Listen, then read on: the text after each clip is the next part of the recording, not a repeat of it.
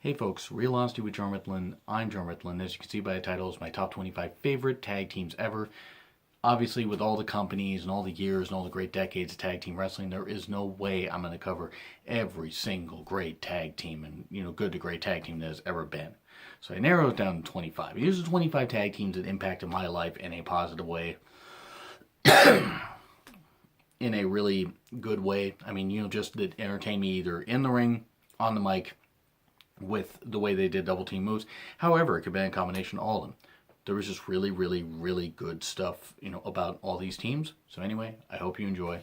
And also wanted to take a moment to say I recently just passed 1,000 shows. So guys, thanks for watching. Just everybody, thank you so much for watching. I really appreciate it. Really appreciate the support. I just do this for fun. Like, I don't ever expect to make money off of it. I just do this for fun. So thank you guys for making it entertaining. And thanks my friends for being on shows to making it entertaining. Anyway, let's get on with this. Number 25, Christopher Daniels and AJ Styles. They were great rivals, and they were even better tag team partners. Their feud with America's Most Wanted was absolutely wonderful. It was great. That was when America's Most Wanted was really white hot. And they did great. Beat them at Slammiversary 2006 in a really wonderful match. I mean, they just had a great series of matches and a great series of almost winning the tag titles, almost winning, and then they finally won them, and the crowd just exploded. And it was great. It was great stuff. They went on to have a feud with Triple X that actually ended at Bound for Glory 2006 in a Six Sides of Steel cage match, where obviously LAX won. I mean, they had to win. In the end, they had to win. There was no Daniels and Styles were a great team. They did not need to keep the tag titles that long. They really didn't. I mean, LAX is going to be the new up and coming team. And by the way, LAX is not on here. I just want to say that. Even though Homicide and Hernandez were a great version of them, and the new version certainly isn't that bad. The reason that Daniels and Styles are on here is just because of the work rate and the great matches they put on. So it's great stuff. So that's why they're here, number 25. Number 24, the Dudleys. People might be shocked that they're ranked this low, but I want to just say this much. They could vary up some of their matches, and some of their matches were good. Some were eh. They're, the main reason I have them even on here, because I was never the biggest fan of their work. Some of their work was eh. They were great heels in ECW, and they could incite riots and get some great reactions out of crowds. But my problem is once you saw one or two Dudley matches, you kind of saw them all. They really didn't vary them up that much. Devon was a better worker than Bubba, and Bubba's been a great heel and has done great as a single star. But the Dudleys, for their longevity, and their longevity certainly lands them on this list also. I was never as impressed with their matches or enamored with all their matches as other people were.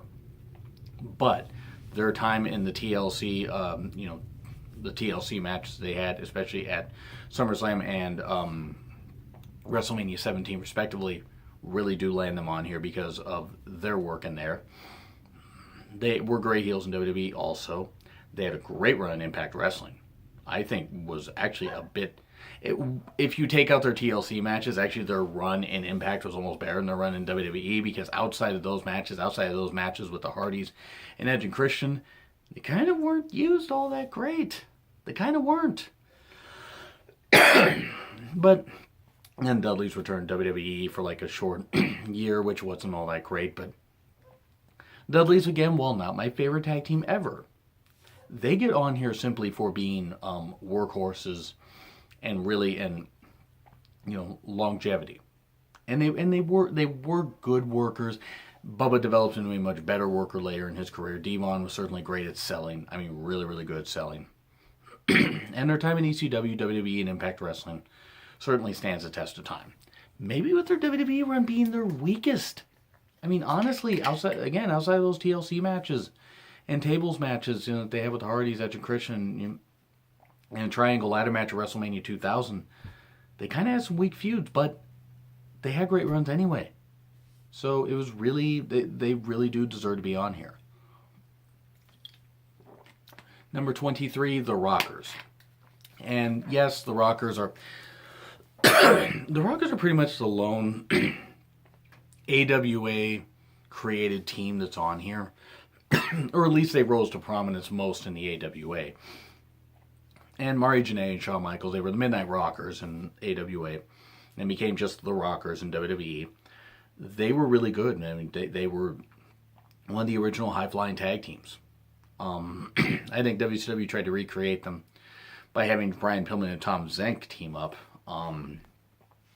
Which, no disrespect to Tom Zenk, who wasn't a bad worker, but Brian Pillman was the star of that. I mean, it was pretty obvious at first that Marty Jannetty was helping bring Shawn Michaels along. The Shawn clearly got the wrestling business.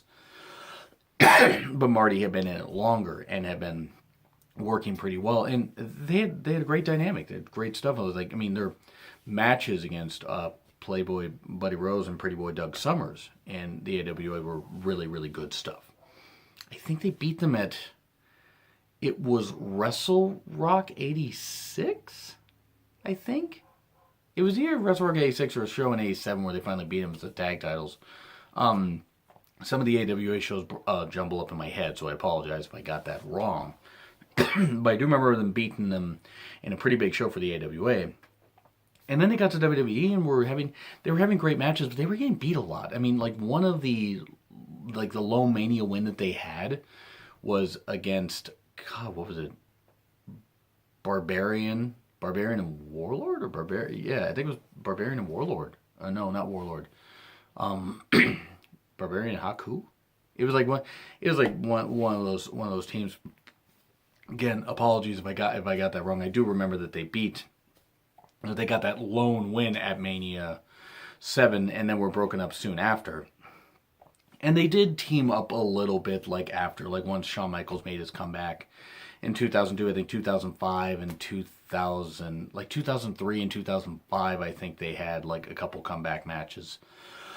But Marty kind of fell off the wagon, has really fallen off the wagon. If you've seen any stuff from him lately, the guys have been messed up. But the Rockers, their high-flying offense and their great double team moves, I mean, they were really, really good and could have good matches with just about anybody. And it's a shame that top rope broke that Saturday night's main event against the Hart Foundation, because otherwise they would have been tag team champions. That whole thing got stricken from the record because the rope broke, so nobody could do anything with them. So that was pretty ridiculous. But yeah, the Rockers just deserve to be on this list. I mean, they're dynamic offense and really raised the bar for some tag team wrestling. Really showed that smaller guys could make this work on a WWE scale. Like guys like the Rockers would have worked, I think, just fine in the NWA and Jim Crockett Promotions because of how great of workers they were. I mean, maybe their outside shenanigans might have gotten them in a lot of trouble for their partying and everything, but Rockers stood the test of time. I mean, sure, in retrospect, I think they were only together maybe about 7 years, 6-7 years, but still, that's a pretty long time, and they were a great team. Number 22, The Outsiders. Scott Hall, Kevin Nash, real-life friends. Thankfully, Scott Hall seems to be okay as far as his health. Kevin Nash, I think he recently had to have surgery. I think he's okay. They, great friends, obviously. They're great friends, but their time in WCW raised just everything. And WCW was ticking up in the ratings at that point before Nash and Hall had come along.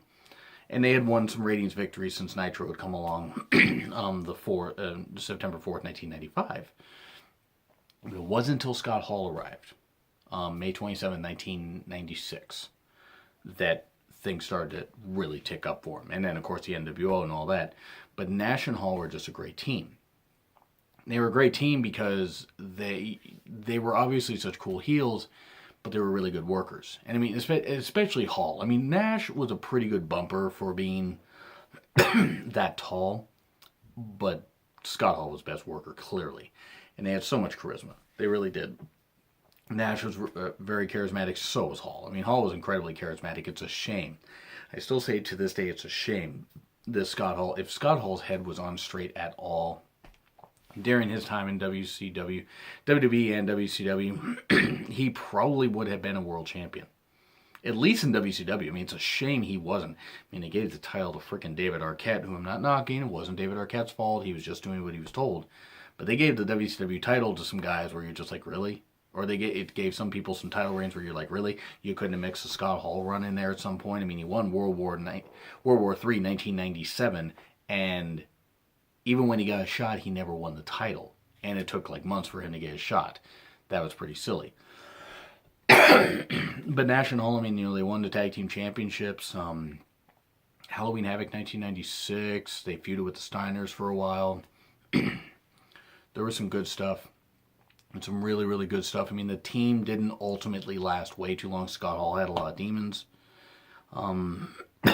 But their time in wrestling was incredible, and they were an incredibly dynamic team. They were great. They were great for WCW. Number 21, the Motor City Machine Guns. Sabin and Shelley.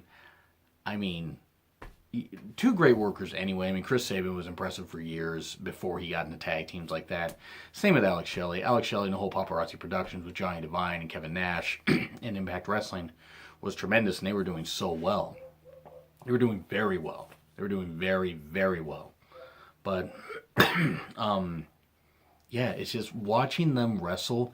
They understood what it was like. They were super, super over. I mean, they had a great feud with great feuds with Dudley's Will Team 3D, and they wrestled Beer Money and other teams and everything, and they had great, great feuds and great, great matches. It's just a shame that they never seemed to reach the potential that they should have, and I'm not sure if it had to do with backstage politics or contracts or this kind of stuff, but they were super over. Super, super over, and really, really, they were just great to watch. They were really, really great to watch. Like, Sabin and Shelley were tremendous. Tremendous workers, tremendous double team moves. Tremendous to watch in the ring. I mean, just their time in Impact Wrestling, they could have gone on a little bit longer before the time they had. They were fantastic. They were fantastic workers, and I really don't have any really bad things to say about them. They're just great. Just great team. I mean, I recommend you guys check out their stuff. Motor City Machine Guns. Check it out. Check out Impact Wrestling's official YouTube channel, or find some TNA Impact Wrestling DVDs that have their matches on there. You will not be disappointed. You will not be disappointed at all. They were great, dynamic, fast paced, hard hitting, super over with the crowd, and you could tell they loved what they were doing. I mean, you could tell. I mean, granted, most of the teams on here love what they were doing, but you could really, really tell that they loved what they did. And it was great. It was great stuff. And now we move on to number 20, the Hollywood Blondes. Brian Pillman and Steve Austin. Stunning Steve Austin with blonde hair and all that shit. Steve Austin has talked about how Brian Pillman became one of his best friends. And, he wore like the chain and everything, this chain necklace thing that was around his neck. That was something that Brian Pillman gave him, and he kept it to that day. I mean, that was years ago he did that interview, and I'm sure he still has it, but it was really nice and a very touching tribute for Brian Pillman, who sadly just about 20 years ago this year passed away at the age of 35, 37. It was one of the two. It was 35 or 37. Bottom line is, it's just ridiculous that he died. Actually, let's see, 62. No, he's 35. He was born in 1962. Just remembered it from his documentary because a clip started playing in my head, because of course it did while I'm recording the show. But the Hollywood Blondes were just great. When they formed as a team, the work rate of both of them, like Brian Pillman was a great heel. He had just recently turned heel, in 92. Had a great match with Ricky Steamboat at Halloween Havoc 1992. And Steve Austin had been going along well and doing some great stuff as far as his work and everything. He'd been TV champion, and then he was going to be tag champion. There's just some great stuff as you watch like both these men wrestle. I mean, one, you could tell they were great friends, and they won the tag team championships pretty early on. And then they feuded with the Horsemen and this kind of stuff. And I mean, I was a little disappointed with the feud with the Horsemen. It seemed like that got cut a little short. Like, the Hollywood Blondes should have held on to the titles a little bit longer. They also had a great match, I believe it's Slamboree 1993 against Dos Hombres, which actually is supposed to be Shane Douglas and Ricky Steamboat under masks. But it was actually Tom Zenk under the mask for Shane Douglas, who had recently been fired by WCW and went to ECW. And Cheap Plug actually covered all these Slamboree pay-per-views on a on a little series that I did. In fact, my complete WCW pay-per-view history series is a playlist I've been doing. Like, and they've been ones that it's kind of out of context. Like I started Starcade and a whole bunch of ones or whatever. And I'll be doing Halloween Havoc, World War III, Sold Out.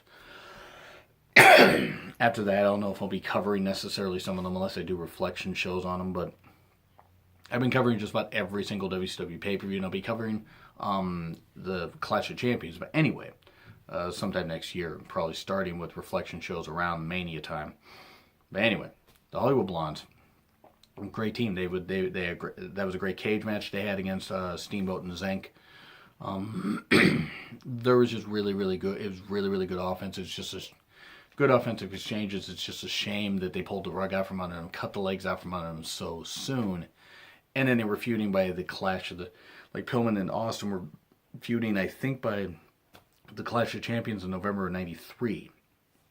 And then also went on to win the U.S. titles shortly after. It just, it was a real, real shame because they were a great team. And they shouldn't have had that shouldn't have happened to them. But anyway, that's what I gotta say for that. So I'm actually going to cut this off and make this a bit of a short show. So each of these shows will probably be between 15 and 20 minutes. I got 19 more teams to go. But what do you guys think so far? What do you think? Agree, disagree with the teams I placed so far? Like, share, comment, subscribe. Twitter link is in the description. It's been Real Honesty with John Rittland. I'm John Rittland, and I will see you soon.